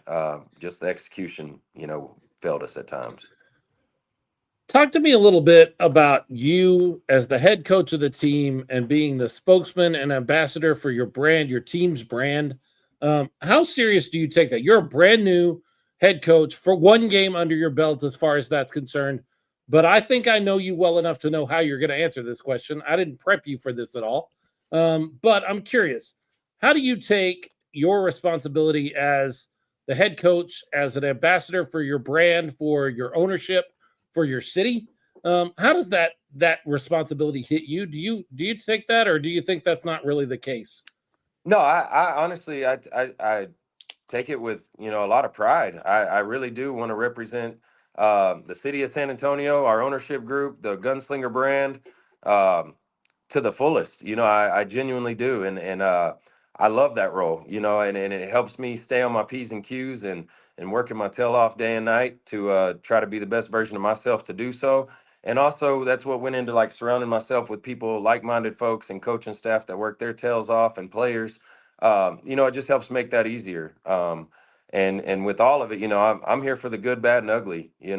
I'm sure there's a lot of people wondering what the heck did they do? They lost. Coach Bain lost his first game. Fire him. Get rid of. It's that's fine. You know what I mean? I've won games, lost games as a player, got good, bad, high fives, and kicks in the butt. You know what I mean? So Sure. I'm here for it all, though, man. I don't shy away from none of it. I take full responsibility for the bad, if you will. If there was bad out there y'all didn't like. Yeah. But I feel ready for this moment. I embrace it. I like I said, it just really want to be the best version of me and help represent anything I am, myself included, and my family and everything, and to the fullest, and nothing will ever sway me from that. Even if there are tough times, you know what I'm saying? Just keeping my head down and grinding, and you know try to make situations better. That's all I can do. You know what I mean? That's that in a loss. It's like, how can we get better? That's why you watch it so many times. That's why Sure. you know, do all the different things that you do. And I love doing it. So yeah, it's long hours and not so much sleep, but I don't think of that when I'm doing it, because I do Right. love doing it and want to give us ourselves the best shot we can possibly have to be successful and for everybody, for the brand, for the Gunslingers being around this their sixth season and wanting to pack them that stadium, man. They it's a good product, and that's where I feel the worst about it is, I know, and I'm from Texas, winning is everything. And you win, that helps put butts in the seats and all the different things. So to let that one slip is, not only upset for my guys and the work they put in 2 weeks coming together, a whole new roster, new coaching staff, everything, just the work put in, but also feel bad for the fans, like they're still rocking with us, even though it wasn't a monster crowd, it was a good one. They were loud and proud, and y'all deserve this, man. And what y'all do, everybody deserves, a successful team. And so it's tough, but can't cry over spilled milk. All I can do is put our best foot forward. Effort will not be a question, though. Attitude will not be a question. Uh, Respect for the role we're in will not be ever be in question. Always good to hear. Now I can't just, sit here. I'm not going to, hey, we're going 15-0, but I promise you it'll be that kind of mentality. I promise you the mentality is to win each and every day, much less each and Sure. every week. So um, we'll just keep stacking days. I Because appreciate we've that. heard that before. Sure you have. Yeah, on the subject of the players and the interactions with the fans and the appreciation of the fans, I'd like to say something. And Coach, you don't even have to comment on this because this really doesn't have anything to do with your job. But Mhm. I don't know if you I'm sure you didn't notice. You're busy doing your job at the time. It might be something you're aware of or not, but something I think I would say as a fan that I noticed that was different as far as player interaction with the team, or I'm sorry, with the fans after the game, at the event where it was meet the team event that we had Yes, last sir. weekend. These guys are all great guys, and they're having a good time, and they're very interactive with fans, and they definitely show that appreciation. One thing I did notice though, and I think there's a couple of factors, and one of it was our fault. One of it was the San Antonio fan base's fault because we didn't show up and show out the way we have in the past. There was a little disappointment in that crowd. We're not going to sugarcoat it. Yeah. Me as True. the fan, seeing what I was disappointed in the crowd, and it's hard for players to feed off of uh, the crowd if it's not at the level of what they're hoping for or expecting. But something I did notice, and maybe I think it's probably due to first time jitters. A lot of these guys this is the first time they're type of this experience during the game. Loosen up a little bit, have more fun with yourselves and with the fans around you. They're focused, and there's nothing wrong with that. But that's not what the indoor football game is like necessarily, where these guys, and I noticed it a lot more, and I got to give kudos to the Tulsa players because they were classy when it came to their interactions with the fans, and we have seen some organizations and players not be classy. Let me tell you, especially down in that end zone.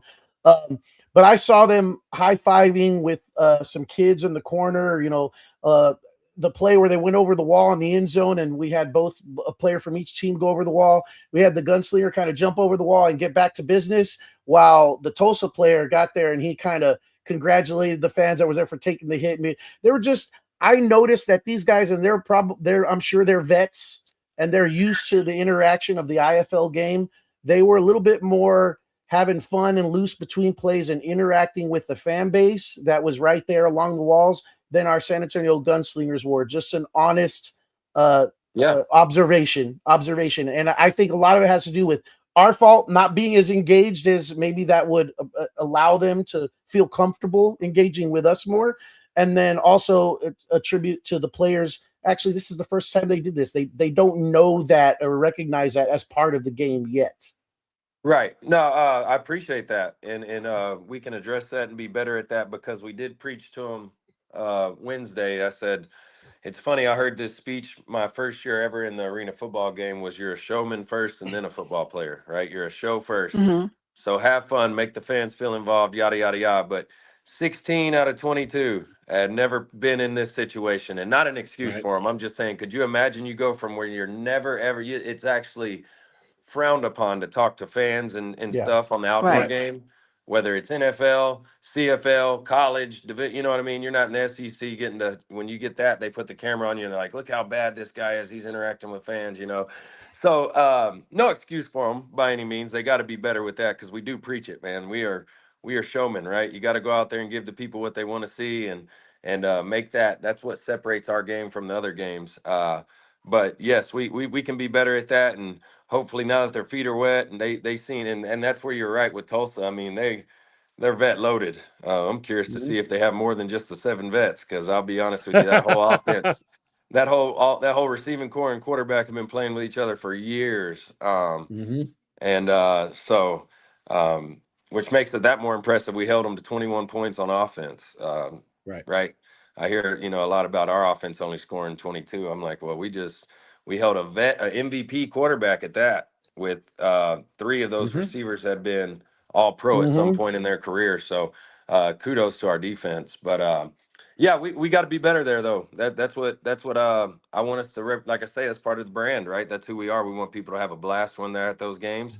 What makes this any different than a Brahmas game or any of these other games that go on? Well, we do that. You know what I mean? So I appreciate that honesty, man. That's what this is all about. And any feedback is good feedback. You know what I mean? Whether good, bad, or ugly. So I do appreciate that.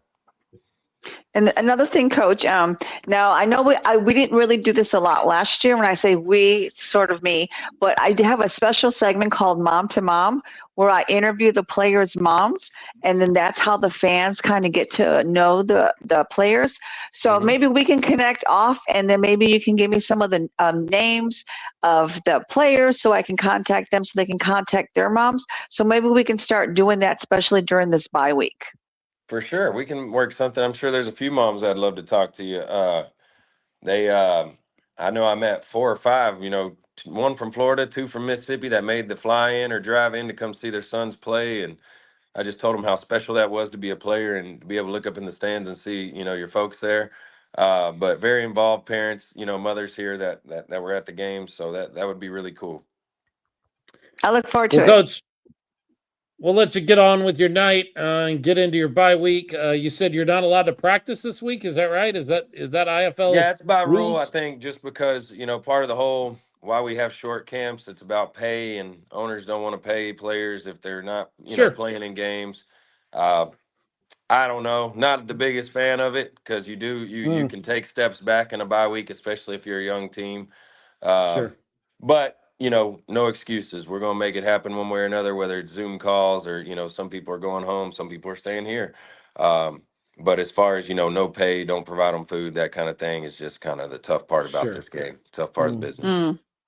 I think the positives we can walk away with is you went toe to toe with a playoff team from last year. You took them down Yep. to the end of the game, and for a team with a brand new roster, you stepping into a role that you've never done before. You feel confident, and I love your confidence, but it's still a new role for you. So for For that to sure. be the outcome, I texted you this earlier. There are no moral victories.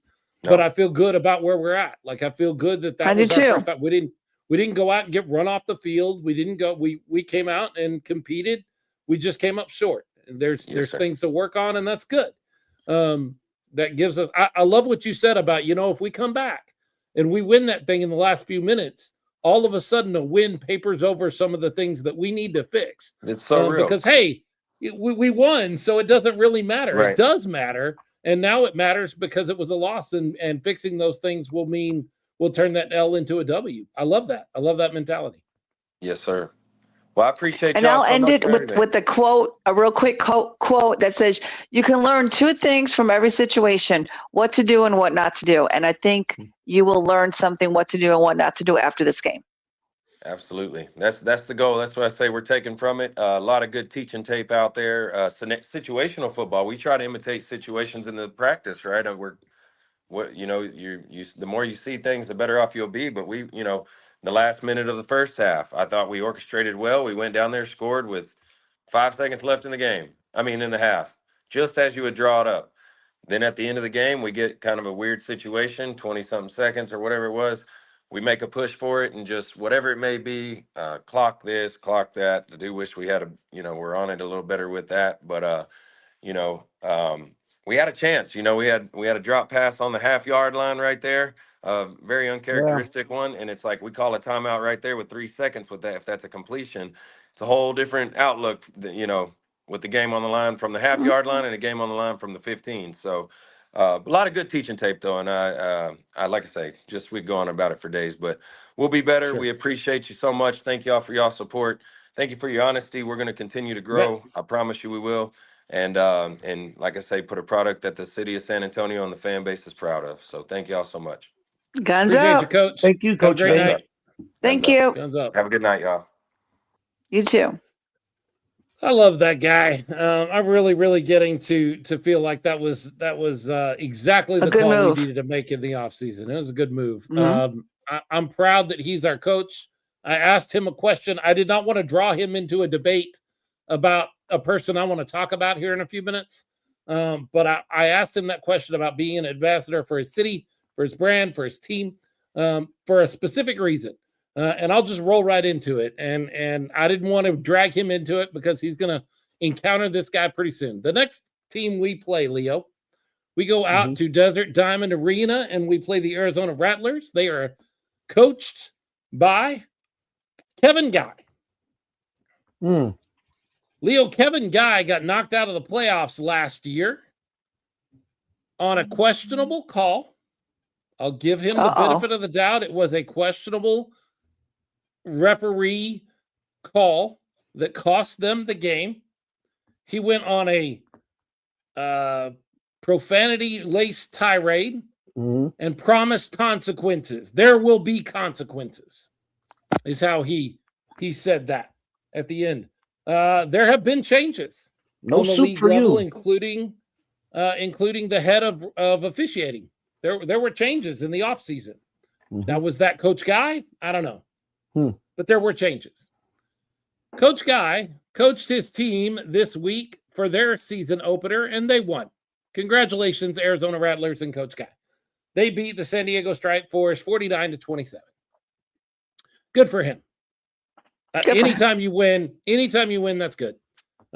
He then went to X and posted an AI picture of himself flipping double birds to the camera with championship rings on both hands and said, "I told you there will be consequences." So uncalled for. Wow. He's since taken it down. It's not out there anymore, but I saw it. And I was so glad that Jonathan Bain was my head coach. Kevin Guy's won championships. Kevin Guy is an executive for the Arizona Rattlers. He is up high in the league. He makes decisions sometimes on the league level if you listen to some of the folks out there. And you know what? I wouldn't trade Jonathan Bain for Kevin Guy for anything. I like a guy of integrity. I like a guy that would not embarrass me as a fan of the Gunslingers or embarrass my city or my guys or my ownership, that I appreciate and appreciate their values by putting that trash out there and being that smug. That's something that a 23-year-old football player on your team does, not the coach. Not a 50-year-old head coach who's won championships, as a senior statesman in the league, well respected for whatever that means. It was ridiculous. And I didn't want to drag Coach Bain into that. I didn't want to ask him what he thought about that. He probably doesn't even know about it. But I did ask him how he takes that responsibility of being the ambassador for his team, his coach, his ownership group. And I like his answer. And that's why I like Jonathan Bain as my coach. That's why I'm glad it's Jonathan Bain and not some other guys like Kevin Guy. Yeah. Yeah. It's a bad look. Fake class. Yeah. James Palmer, bad look for the league. It's not just for himself and his organization, the entire league. Yeah. Yep. Gotta keep it classy. Let your fans roll in the mud. Let your podcast roll in the mud, but not you. Yeah, that's our job. What? That's our job. Yeah. I'm not rolling in mud. I don't know about y'all. I'm not rolling in mud. Telling you right now, I draw the line. I'll take class. I'll take a classy coach and a guy that wants to be a spokesman and ambassador for the city of San Antonio, for Don Rackler and the rest of the ownership group, for his guys and for his franchise any day of the week, over a guy that's won a bunch of championships and knows how the game is played and has a bunch of respect in the league, but acts like that. Man, I'll take Jonathan Bain any day. Absolutely. Any day. Look what I found. What'd you find? The program.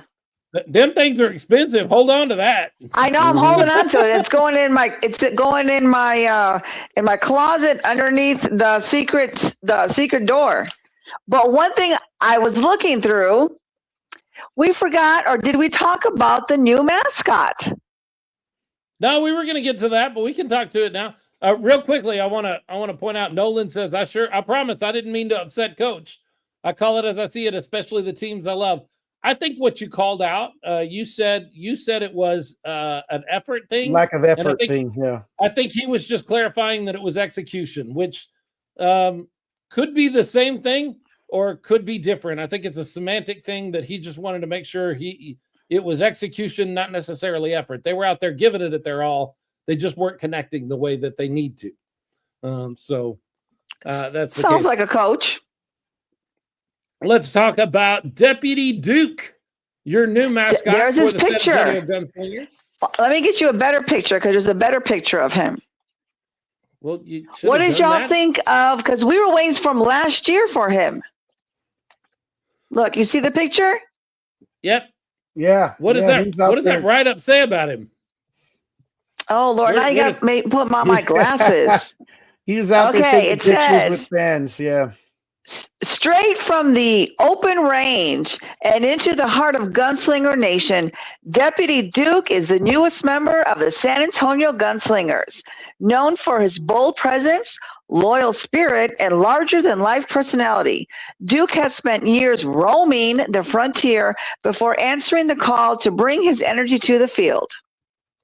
Deputy Duke is here for one reason: to fire up the crowd and make every moment unforgettable. From the sideline to the spotlight, he's bringing the kind of energy you can feel from anywhere in the arena. This 2026 March 29th season opener marks the first official appearance of Deputy Duke on Gunslinger Field.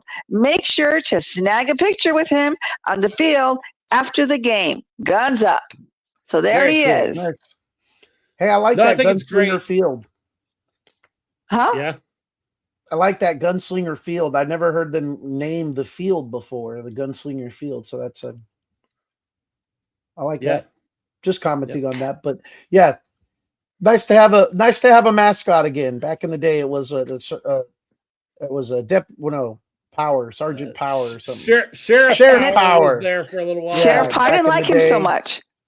Yeah, I mean, not and that I now didn't we, like him. It's just it didn't connect. now we got Yeah, Deputy it Duke. was a little goofy. Now we got Deputy Duke. I'm excited about Deputy Duke. I was a I'm little sure.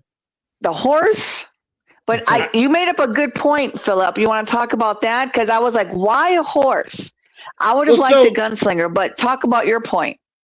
I'm going to give all the credit. This is not my idea. This was actually the idea of Ralph Judkins, good friend of mine, my partner in the booth for the last 2 seasons. He used to kick around the idea of how we needed a mascot, but it would have to be some sort of anthropomorphic or animal sort of mascot, because you couldn't be like a 6-shooter gun, or you couldn't even be really a cowboy with guns in his holster. Because what you want to do with that, some is you want to go and reach kids, and you want to reach into maybe schools and some of that kind of thing. And so you need a kid-friendly, non-gunslinger sort of mascot so that you can, because look, whether you agree with it or not, you're not going to be able to take a gunslinger into a public school and do an event. It's just not going to happen. But Deputy Duke can do that, I think. He can be involved in that. And so I think this was really smart. This was something that I had never really considered, but Ralph used to talk about this a lot, how we needed to do some sort of animal. And he kicked around a few ideas. He and I used to kick around a few ideas on text of what that animal could be. I don't think either of us said anything about a horse. My favorite was Ralph's. Ralph toyed with the idea of a jackrabbit for a while, and that would have been kind of cute. A jackrabbit? Yeah, jackrabbit. Yeah. It doesn't. I mean, Deputy Duke is great. We're gonna hop all over you, or what? Yeah, sure. Yeah, why not? The Spurs have a coyote that doesn't have, coyote. If you think about it, it's not related to a Spurs, but everybody knows a Spurs coyote. Right. It's what you make of it. It's a fun idea. It's for for the kids and to get the name out there, name recognition and marketing. And Deputy Duke is going to do some good things. Somebody asked me, "Who is that? Who is Deputy Duke? Who's the guy? I have no behind idea. The mask?" And I said, "I have no clue. I don't know that I'll ever be able to find out. But I'll tell you this: whoever he is, he's tall, because I saw him out on the field standing next to Jordan Stubing." And Jordan Stubing's a pretty tall dude. And we know it's not Jordan. It's not Jordan. And Jordan Stubing's a pretty tall dude. And the guy, the Deputy Duke, was standing shoulder to shoulder with him. It wasn't just the horse head. It was shoulder to shoulder. So I was like, I have no idea who it is, but whoever he is, he's pretty tall. So no, I love it. And whoever he is probably 10 pounds lighter from having to wear that horse's contraption on his head for the whole game. So whoever it is, he just lost 10 pounds. Yeah. The Rangers, the Texas Rangers also have a horse mascot called Captain that it kind of reminded me of too. I think it's great. Look, I'll be real honest with you. I had somebody ask me, like, what do you think? And I was like, it's fine for as much as I care. I don't watch football for the mascots. It's not a thing that's going to draw me in. I realize some people really love that. RC, you're a fan of like the spectacle and the cheerleaders and mascots, and that's something you've always been excited about. It's not my thing. It's not my thing, but I like it in as much as I care. And you brought up a good point, because I do work in the schools. And when people ask me, what's your podcast name? I almost have to whisper Smoking Guns, because I don't want to say that out loud down the hallway, and I can't wear a lot of these jerseys. So that's why I wear my 6-shooter jerseys. But if we could get a jersey with the mascot, that could be jersey number 2 that I could wear to school. I'm sure a Deputy Duke line of merchandise is coming soon. I wouldn't be surprised at all to start seeing some, especially children-sized Deputy Duke stuff. Because again, even wearing a Gunslinger shirt into school could cause issues. Yes. In this day and age, but a Deputy Duke absolutely shirt is absolutely fine. So I like it. I think it's brilliant. And if that was Ralph that clued him in on that, awesome. And if it's not, great as well. I see the reason behind having a kid-friendly sort of mascot and something that you could use even when Gunslingers is a little dicey. And I love the fact that Deputy Duke, obviously, I don't know. Nobody's told me this, but I just assume that is a nod to John Wayne. John Wayne, known as the Duke. I would say so. Mhm. Yeah. And John Wayne is something that we know that the Racklers and Steubings are big fans of. They had a company at one time named John Wayne. So there you go. I'm sure it makes sense. Deputy Duke is a tip of the hat, to John Wayne. See what I did there? Tip of the hat. Yeah. I like that. Moving on. Let's get back onto the field, because there's one thing. Look, I know Coach Jonathan Bain is not going to blame it on stuff, but that's not his job. That's my job.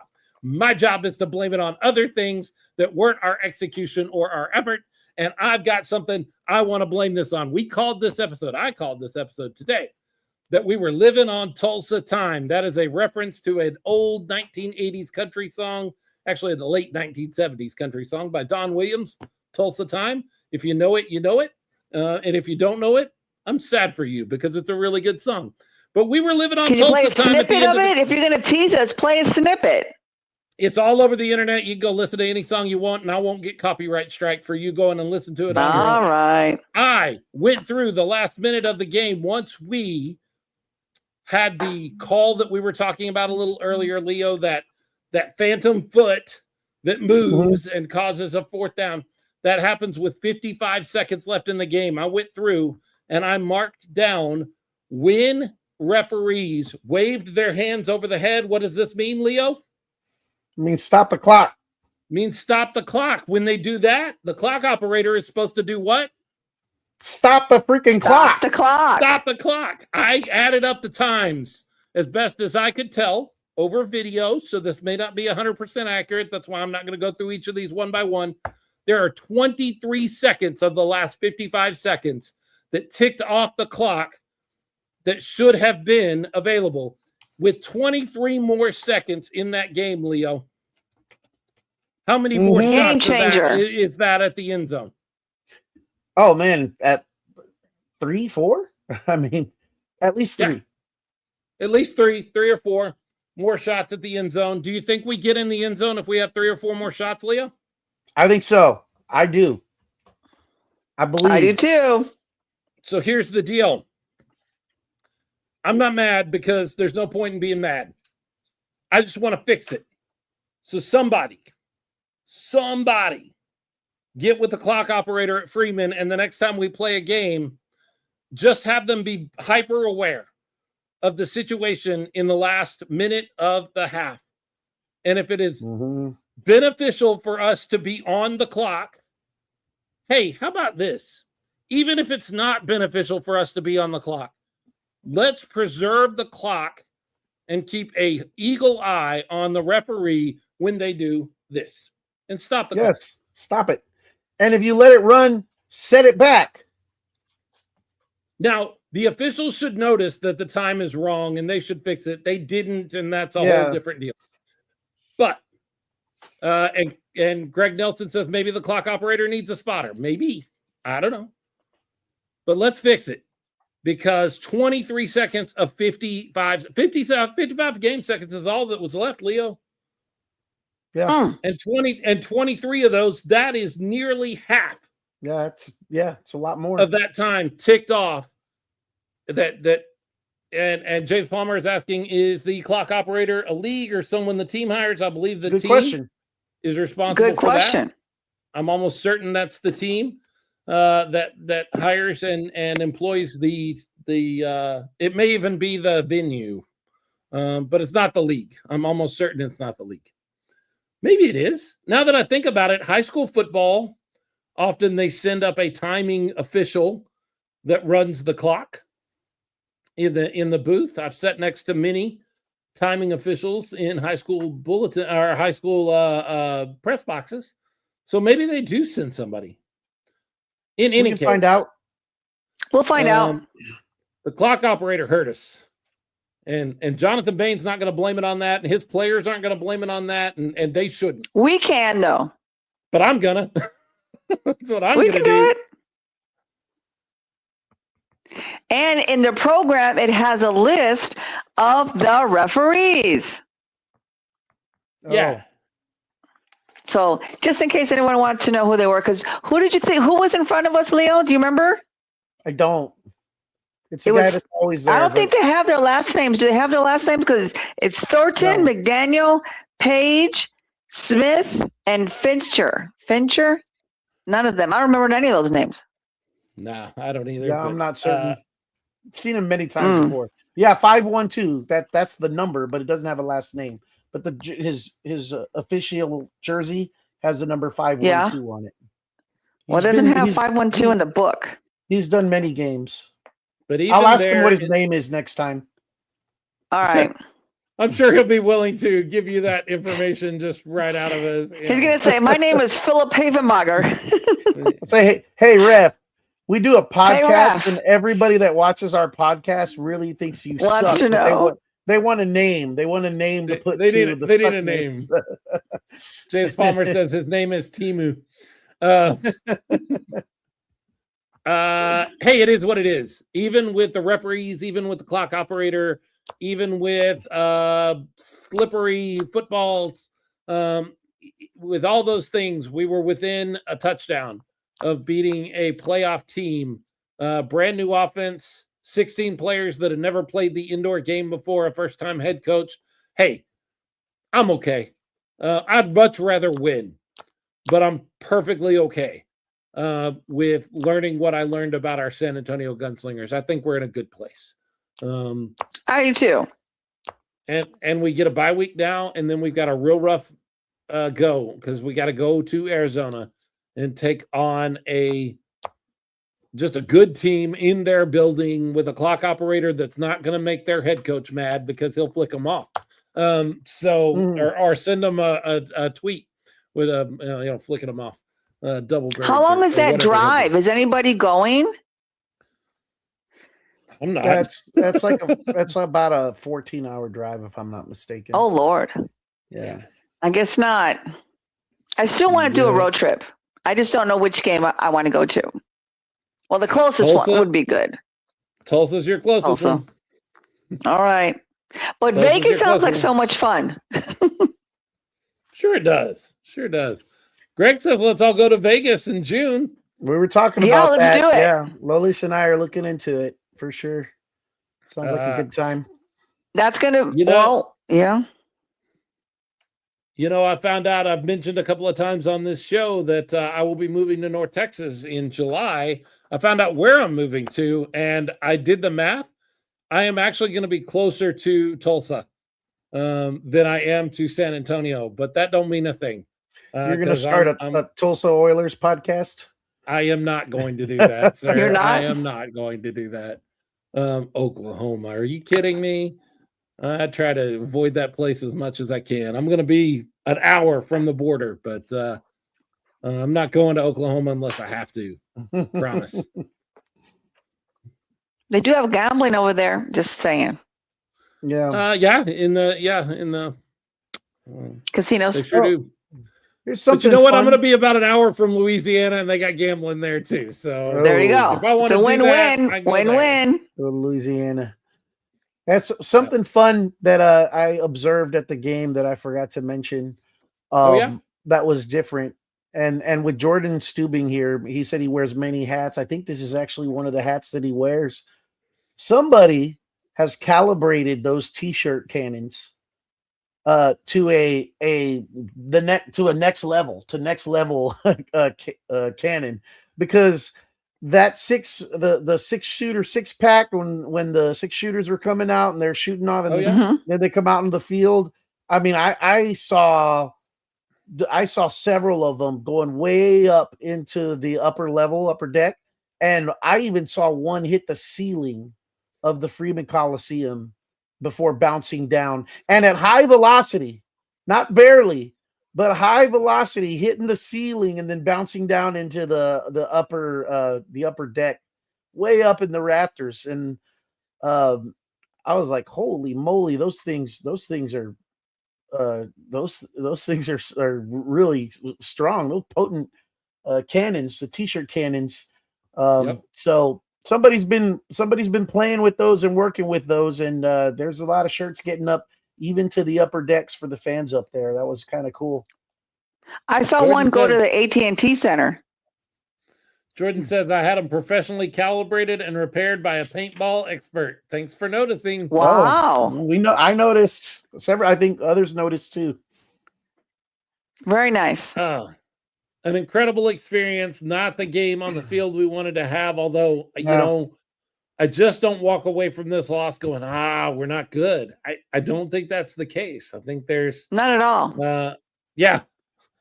James Palmer says it's not the AT&T, whatever you just called it. Well, you know what I mean, people. You know what I mean. Oh, speaking of that, yeah, it's the Frost Bank Center now. But speaking of that, talking about Freeman Coliseum and the broadcast, they kept calling it the Alamo.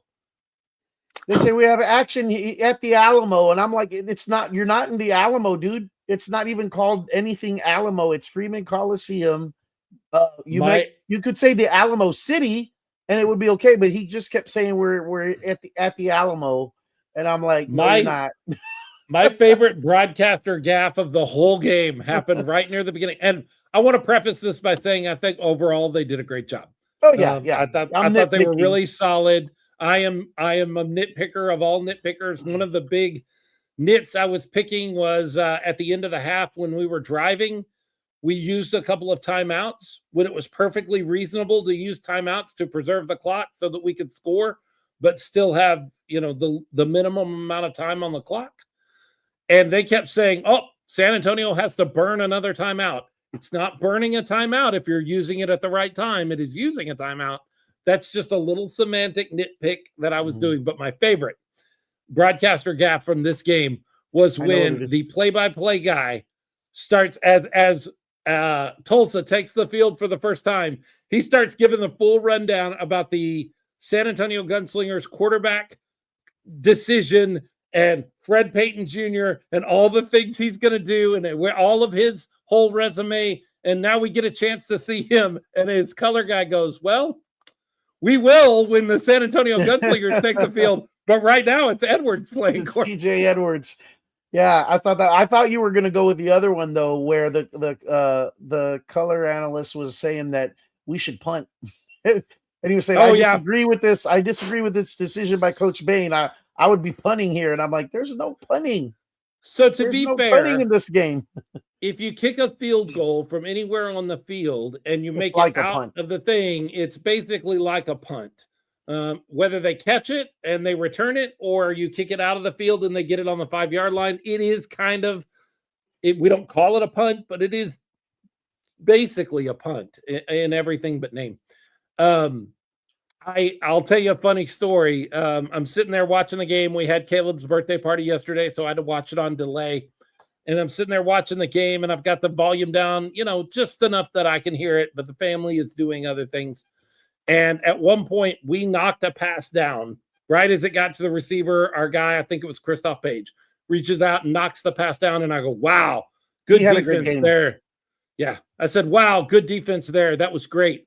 And immediately after I finished my sentence, the color analyst for the broadcast goes, wow, great defense there. That was great. And my wife looked at me and goes, what, are they just bugging you? And I said, hey, it's just proof to me that I sat in that seat for 2 years and I belonged there, because if I'm still commenting the same way that the professionals that they brought in are commenting, I belonged in that seat. I was not an imposter. I belonged there if I can do it the way he does it. So that was kind of fun. I thought the broadcast was okay. There were moments that would have, you know. Other than the tick, the thing that bothered me the most was the ticker and how much the time was always off. So speaking of clock, Yeah, another difference. One last thing I'm going to bring up, and I know Lolis brought it up earlier, and so I want to make sure I bring it up so she doesn't get mad at me later for ignoring her. But she did have a question about the team meeting after the game. So there was quite a delay between the end of the game and that, and I figured it was Coach Bain, talking with the team or whatever. But it did seem to go on for quite a bit, and where usually the fans down in the on the wall could go in, and they would line up at that side or either end and then be able to go in. It seemed like everybody was ushered into the concourse, and they lined up going up that one stairwell from the Gunslinger's bench side up into the concourse, and then they were filing in line, which I think was different. That didn't seem familiar to us. So something changed there. We heard there's a 30-minute limit on that meet and greet afterwards. And if there's only a 30-minute limit, then you would expect the delay from the locker room and letting those guys out should probably be a little shorter. Yeah. Good point. I would tend to agree. I know that's always a weird moment because the Bremen staff is ready to get out of there and they want to run folks out of there as quickly as they can. But we enjoy that time that we get to spend with players of both teams. And so I don't want to see it go anywhere, but we want to maximize that time if at all possible. Final comment, and then we're going to start wrapping this thing up. Nolan said earlier in the show, it didn't feel like the Gunslingers without Kali Rashad Sr., and that is just true. Whether it's his decision, and from what we understand, it was his decision not to play this year. There would come a day where number 5 wasn't on the field. That day was yesterday, and it just feels different. It does. It does. I don't disagree with Nolan at all. No. So this has been Smoking Guns Podcast. We'll be back next week. We know it's a bye week, but we're going to try to work on some special things, and we've got a game to get ready for, and I'm going to talk bad about Kevin Guy some more, probably, as we head into a showdown with Arizona in Arizona at the Diamond Dust Arena. Is that right? Am I saying that right? Am I using the right words? It's not on here. It just says Arizona Desert Rattlers. Diamond. Desert Diamond Arena. Okay. All right. Late game for us. It's on Saturday, but it does not start until 8 p.m., I believe. 8 p.m. our time. So just take a nap and then be ready. Yeah, get a nap because you're going to be up a little late. I'm usually going to bed by 8 p.m. That's not true. I'm not that old, not yet. But we'll get ready for that game. We'll be back next week to get all ready for that game. We are the Smoking Guns Podcast, and we are on social media at Smoking Guns Pod. That's Smoking No G, Guns with a Z, P-O-D. And you can find us on your Facebook. That's where we tend to do most of our work, but we're also on Instagram. If you use that kind of thing, we're on there occasionally. We've been on TikTok lately. Come join us there if you would like to do that. We are brought to you by some amazing folks that we love deeply because they make our show go. They help us pay the bills, the few little bills that we have, and then at the end of the summer, as they set up Gunslinger Camp and 6-Shooter Camp, we send some kids off to Gunslinger and 6-Shooter Camp. Those folks that help us make that a possibility, Mo and Iris Ferrante, Kim and Greg Nelson. You've seen Greg talking to us all night long. Jordan and James Stubing. You've seen Jordan talking with us tonight. Jay Washington, James Palmer, and the incomparable Robert Seco, who does all of the video work for the San Antonio Gunslingers. If you would like to be a part of that group, you can go to patreon.com/SmokingGunsPod. That's Spoken No G Guns with a Z, P-O-D. And we will gladly sign you up. You can join us for free there and just be part of that community, or you can toss $5, $10, or $20 our way each month and help us pay the bills and then send kids to camp. That's all that money does. None of us take a salary. None of us are making money on the show. We use that money to pay the bills, and then we use that money to send kids to camp when it comes time for Gunslinger Camp and 6 Shooters Camp in June and July. We get one loss. It's 0-1, and that's fine. That's okay. We weren't going to win them all. We can fix it. That's true. We can fix it. We will fix it, and we'll get ready for Arizona. It's going to be a tough test. Look, Arizona is no joke. Kevin Guy, for as much as I don't think of him as a person, he's a really good head coach. He knows what he's doing when it comes to this game, and he's been doing it a long time, and we're going to need to be ready for that team. So we got to spend this week getting ready. I love that coach says, yeah, we're not allowed to practice, but we'll get on Zooms and we'll talk about strategy and we'll do some work, even if we're not practicing. I'm glad that we can trust coach to do that and have his team ready. They're called walkthroughs. Yeah, we don't have to threaten anyone with consequences if we lose. Yeah, there may be consequences, but we're not going to threaten anybody with that. We don't feel like we need to do that. Well, I promised quite a few fans that I would mention their names, so I'm going to go ahead and do that. So I know we talked a lot already about Nolan, but I did mention him. Anna Claudia Medina, Daniel Vargas, Gary Vaught, Alex McSwain, who also had an amazing poster there for Jordan. That was very heartfelt, and I want to thank you for that. Cruz Villanueva, Stephanie Marie, of course, my best friends, my besties, Diane and Heidi.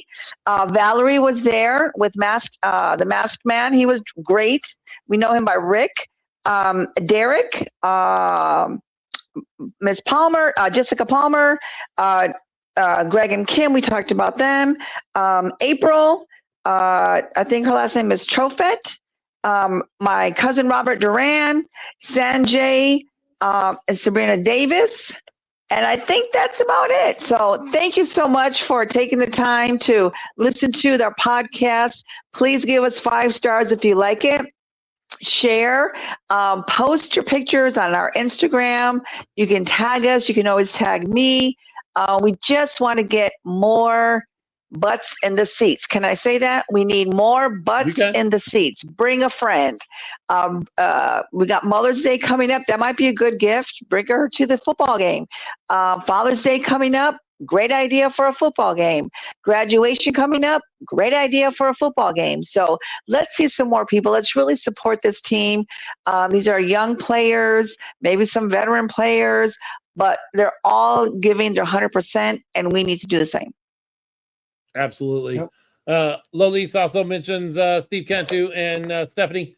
Want to make sure we mention them. And April asks a great question that I want to make sure that our folks that listen to us back at Gunslinger Nation hear, because we would love to have an answer for this next week as we hit the air. Will there be a watch party for that game in Arizona? We would love to know that answer so that we can get everybody headed the right direction to join together and watch that game that's going to happen on the road. Yep. With all that being said, one thing, RC, real quick. RC said, like and follow the show. You can also bake us cookies. We accept cookies. That's correct.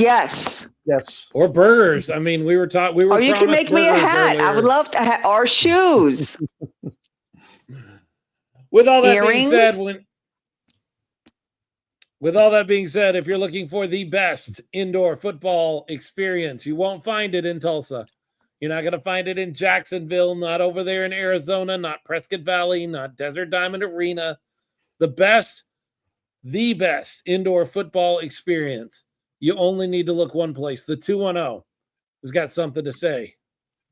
Bang, bang. Leo, happy birthday to you. To you. Happy birthday. Happy birthday to you. To you. Happy birthday, dear Leo. Hey, dear Leo. Happy birthday to you. I think I just got a copyright strike. Probably. Cha-cha-cha. Maybe we'll throw something in there. All the birthday wishes.